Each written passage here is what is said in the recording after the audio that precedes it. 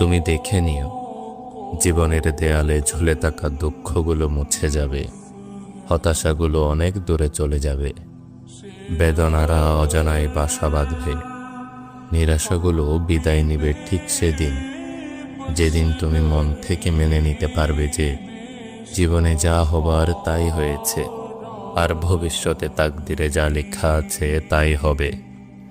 দুঃখ আর আফসোস করে লাভ নেই, পেরেশানি আর দুঃখ করে কখনো তাকদিরের লিখিত জিনিস কখনো পাল্টানো যায় না। তবে তুমি কি জানো, যে মন তাকদিরকে গ্রহণ করতে শিখে সেই মনই প্রথমবারের মতো আল্লাহর রহমতের আসল স্বাদ পায়।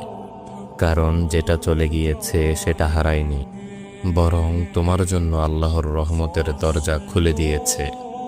আর যেটা এখনো আসেনি সেটার জন্য আফসোস নয়, বরং আল্লাহর উপর অন্ধ ভরসা রেখেই অপেক্ষা করতে হয়।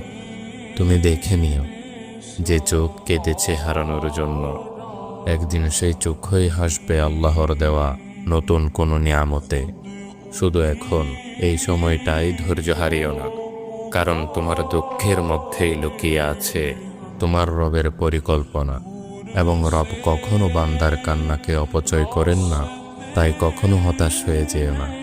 একদিন বুঝবে যেটা হয়নি সেটাও ছিল রহমত, আর যেটা হয়েছে সেটাও ছিল রহমতেরই এক রূপ।